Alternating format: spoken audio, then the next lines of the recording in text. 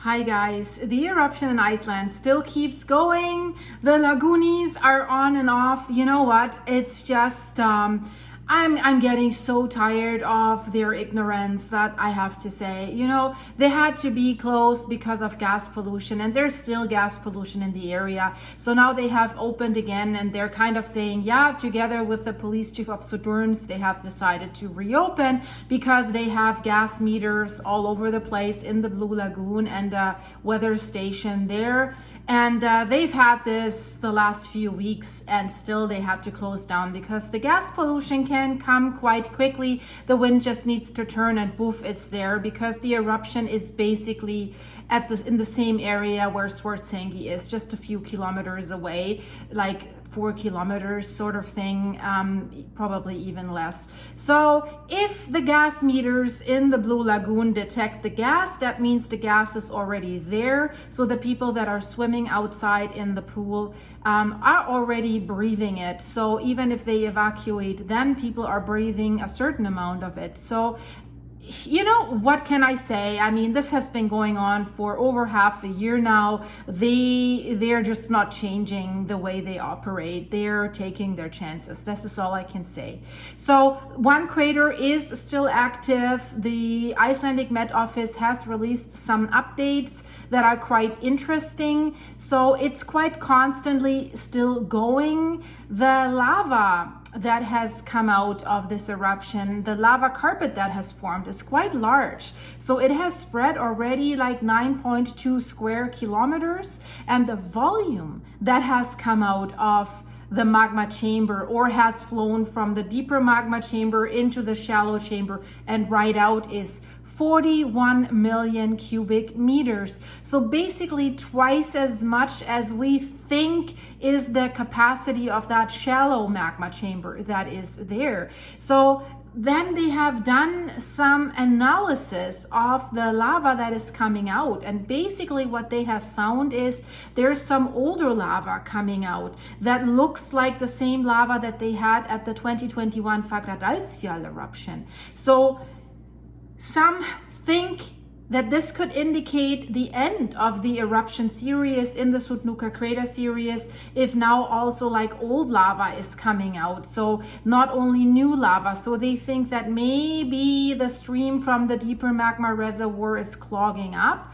But on the other hand, 41 million, cubic meters of magma that has flown out as lava. So who knows, right? If there's some old stuff that has been like flushed out with this as well. I'm not 100% convinced yet. We will have to see, because land is rising again underneath Swartsengi. So that means the shallower magma chamber is filling up again. So there must be some new magma that is coming up in order to cause this land rise. We still have the lava pond that is filling. The lava flows into it from the crater, and it flows into that pond that's basically north of Sillingerfell.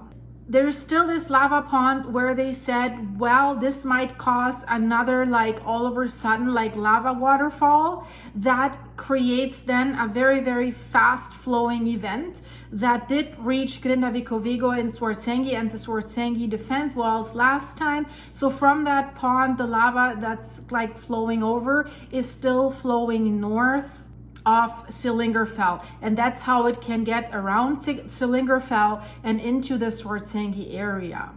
Well, gosh, guys, this eruption also, it's been going on for 16 days, so it's definitely the second longest one that has happened since the unrest began on November 10th. And they're also saying that it has been fairly steady the past few days, so it doesn't look like it's dying down. Not much seismic activity. Why would it? Magma doesn't need to grind a new tunnel. It has an open flow path, so it's pretty quiet. We also still have lava movement near Grindavik, where it has already flowed over the road. So that lava tongue is still slowly creeping forward. Is it flowing towards critical infrastructure, their hot water pipes, it's still far enough, but it is creeping forward.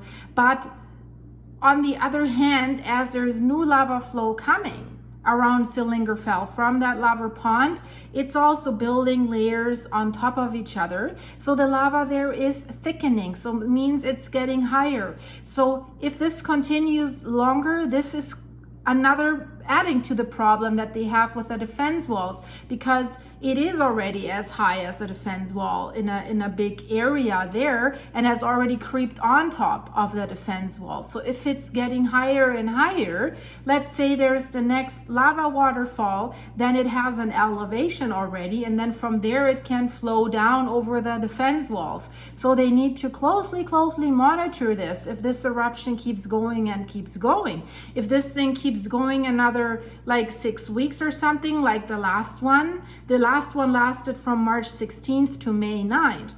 So then they have to be careful, because experts have said there could be another flow, another fast flowing event. If that lava pond, if the walls don't hold anymore and they crack and then everything comes down the river. It's like if a dam breaks, right? Then you have an all of a sudden fast flowing destructive flow.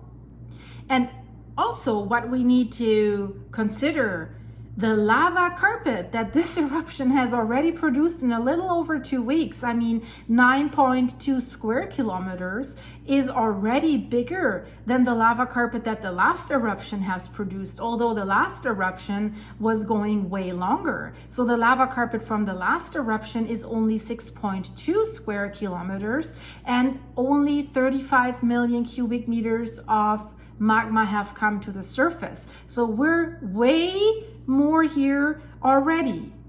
So they think that at the moment 10 cubic meters per second are flowing out of that crater. It used to be more, it used to be 27 cubic meters per second between May 29th and June 3rd. So it has slowed down a little bit, but then it has been quite steady over the last few days. And they also have released a new map that shows this large lava carpet and shows also the height of this new lava carpet. So you have to imagine it flows on top of the old lava carpet, of course, and then there's some new flow areas like west of Grindavik, where it has flowed over Nesvegur and along the defense wall. So there it's not super high yet, so it's roughly between 4 and 8 meters. So the defense walls there are probably still 8 meters high, but we know if you look to the northeastern tip where the gray lava flow is, that's the previous lava flow there, it has been very, very high, over 20 meters in some areas.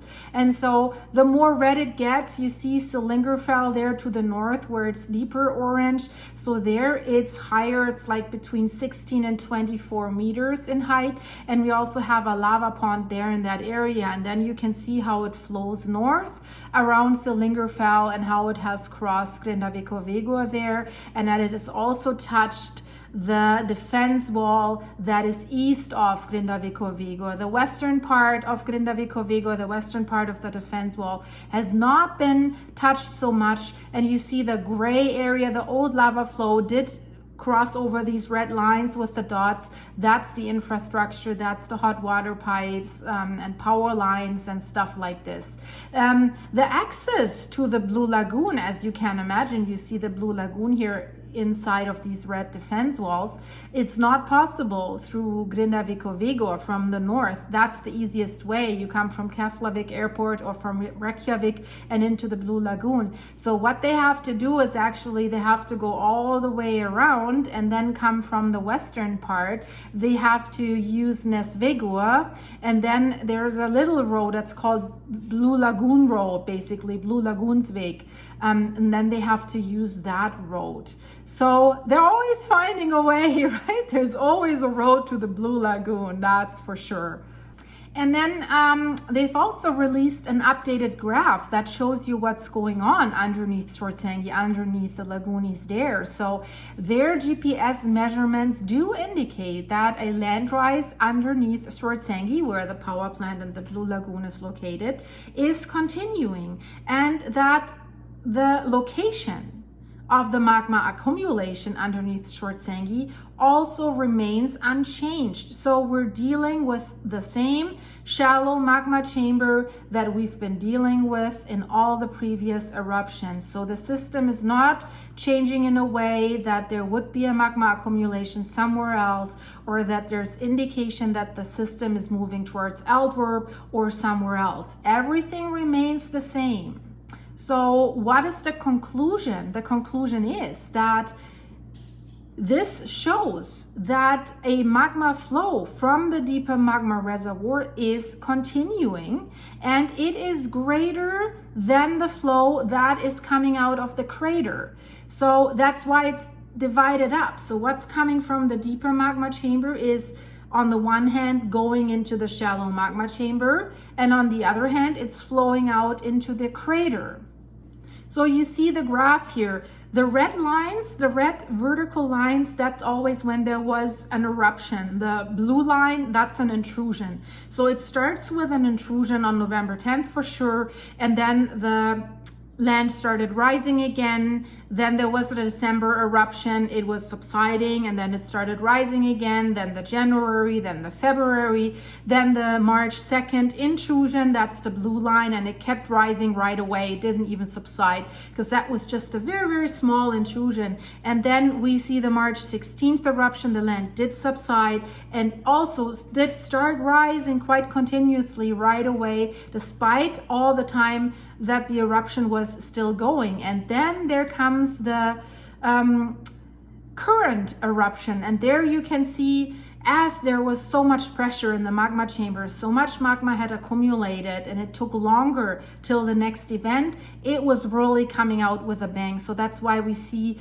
the land subsiding quite a bit, and it kept subsiding. You see this here in the curve, it's like a U. It kept subsiding during the first days of the eruption because there was so much magma, and then it started leveling out, and then it starts rising again. And the green dot that you see there, that's where we are right now. So it is rising again now, and it seems the shallow magma chamber, as I just explained, is filling up again. So I guess it's a waiting game now, how much magma will be needed to fill up that magma chamber again, to build up enough pressure so that we could see another eruption again. Definitely interesting stuff. So that is the eruption that's still going. The gas pollution is affecting other countries. So it has been reported by the BBC that in Edinburgh, Scotland, they all of a sudden had an unprecedented increase in sulfur dioxide, and they think it's coming from Iceland. So the Scottish are saying, so since the 1970s, when they had heavy polluting industry in the area, they did not have such a high level of sulfur dioxide pollution in the atmosphere in the Scottish capital. So that's quite significant. So there's 2,322 times more sulfur dioxide in the air right now. So the scientists are saying, well, there's no danger to the public from the contamination there right now, but the incident is extremely unusual. So because Edinburgh is almost 1,368 kilometers away from the Reykjanes Peninsula. So if it's measured there at such a high concentration, you know, and I have to get back to the lagoonies, they're right there. They can see the eruption from their pond while they're in there. Do you really need to have that place open? You know, I sound like I'm a repeating record, but yeah, you know, I can't stop raising that question because they don't stop putting tourists in danger, in my opinion. So we will have to see what happens down the road. If there'll be another gas pollution, they need to close down again, they will reopen. It's always the same. The forecast for gas pollution for today is that it's going into an easterly direction, and it's predicted that gas from the eruption will flow west over the Blue Lagoon and from there over the whole Reykjanes Peninsula, and that later in the day that direction will change and the gas will spread widely around the Reykjanes Peninsula and over the capital area as well. And the Met Office does state that there is considerable uncertainty about the amount of gases from the eruption site. So they can't tell you exactly what it is, right? So that's why I'm saying having gas meters at the Blue Lagoon, if the Met Office can't even tell you what it is. So guys, that was a quick update about Iceland, and I'll send you another update about Kampifligri shortly as well. So thanks for watching. It would be awesome if you could give this video a like. I hope you're all doing well. I hope you're all on your way out into a beautiful weekend. I hope the weather is nice wherever you are. So take a good rest, enjoy your weekend, have a coffee with me, and I hope I see you during the weekend as well. If you're new here, please subscribe, join our group, and I'd love to see you here again. So see you soon, guys. Bye bye.